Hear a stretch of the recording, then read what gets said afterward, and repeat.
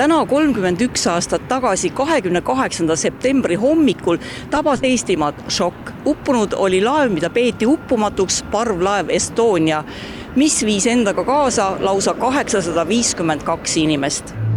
Veel tänagi 31 aastat hiljem kogunevad inimesed igal 28. septembril mälestama, sest endiselt on palju vastamata küsimusi õhus. Keskmine Eesti nii-öelda hukkunu oli 35-aastane, parimas eas, parimas vormis, erandina Rootsist, kus keskmine vanus oli üle 50 kõvasti. Ja see tõesti mõjutas meie ühiskonda ikkagi uskumatult palju ja üks asi on see, et lähedased sugulased, aga ta mõjutas ka kuidagi hoopis laiemalt. Peale ka seda Estonia katastroofi, mille hakkas ikkagi hoopis rohkem riiki olema kui tol hetkel, kus me olime ikkagi sellised väga rohelised ja õpipoisid. Kuidas teie seda tunnetate?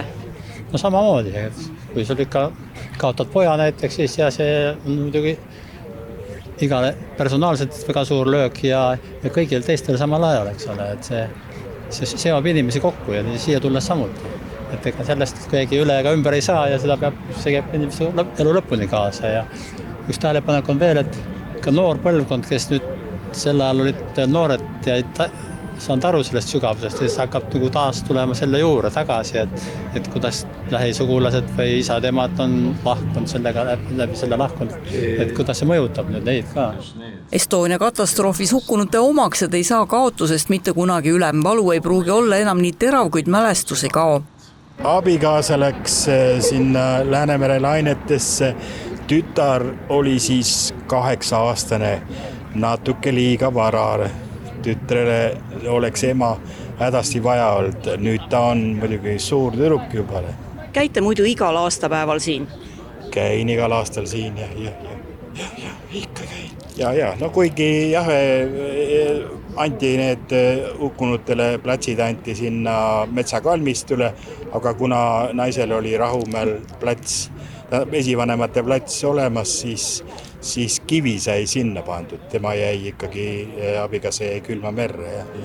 Ta oli teist päeva alles tööl, nii et tema oli siis infosse, mis see hotelli info oli 3 praktikanti ja üks oli vist pealik neil. Katastroofis lähedase kaotanud inimesed ütlevad, et väike leevendus on seegi, kui oma pereliikme maamuldamata said ja on koht, kus mälestamas käia. Ma käin ikka surnuel, sest ta on mul maetud.